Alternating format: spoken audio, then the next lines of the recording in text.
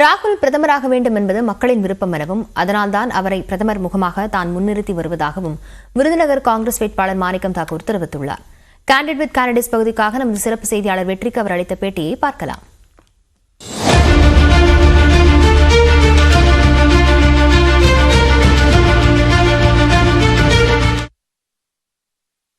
விருதுநகர் தொகுதி மீண்டும் இந்தியா கூட்டணி வெற்றி பெறும்.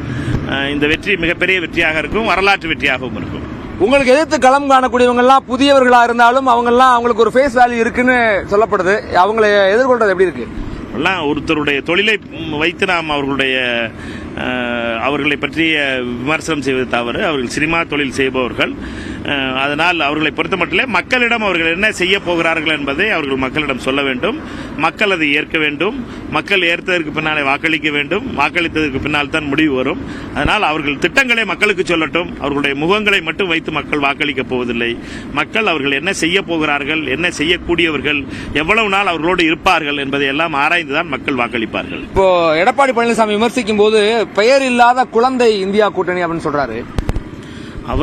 அவரோட பிரச்சனை என்னன்னா, அவர் சரிவா கூட்டணியை பத்தி அவருக்கு புரியாது. அவருக்கு கூட்டணி அமைக்கவும் முடியாது. அவரால் கூட்டணியை பத்தி புரியவும் புரியாது. அவரை பொறுத்த மட்டும் அவர் வெறும் துரோகமா செஞ்சு அவர் அரசியல் நடத்திக்கிட்டு இருப்பவர். அவருக்கு நட்பை பற்றியோ அல்லது உறவுகளை பற்றியோ தெரியாது. இந்தியா கூட்டணி என்பது ஒரு கொள்கை கூட்டணி.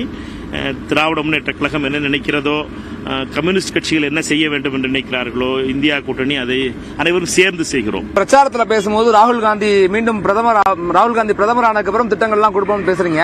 ஆனா ஏன் அதிகாரப்பூர்வமாக பிரதமர் வேட்பாளர் ராகுல் காந்தி அறிவிக்கல? என்ன சிக்கல் இருக்கு? எங்களுடைய மக்கள், இங்க இருக்கின்ற மக்கள் ராகுல் காந்தி அவர்களை பிரதமராக பார்க்க விரும்புகிறார்கள். அவர்களிடம் அதை பற்றி சொல்கிறோம். கட்சிகள் என்ன முடிவெடுக்கும் என்பது கட்சிகள் எடுக்க வேண்டிய முடிவு. கூட்டணி கட்சிகள் தேர்தலுக்கு முன்னால் இந்தியா கூட்டணி தலைவர்கள் அமர்ந்து முடிவெடுக்க வேண்டிய முடிவு. ஒரு வேட்பாளராக என்னை பொறுத்த மட்டும் மக்கள் எதை விரும்புகிறார்களோ அவர்களுக்கு ஒரு முகம் காட்ட வேண்டும். அந்த முகம் ராகுல் காந்தியாக நாங்கள் நினைக்கிறோம். நீங்க பேசும்போது வேலை வாய்ப்பின்மை பத்தி பேசுனீங்க. இதே விஷயத்தை உங்களுடைய முன்னாள் நிதியமைச்சர் ப. சிதம்பரம் பேசுறதுக்கு அது தொடர்பாக கேள்வி கேட்கும்போது அண்ணாமலை சொல்றாரு, சிதம்பரத்துக்கும் ராகுலுக்கும் தான் வேலை இல்லை, மற்றபடி நாட்டில் எல்லாருக்கும் வேலை இருக்கு, அவங்க தான் வேலை இல்லாமல் சுத்திக்கிட்டு இருக்காங்க.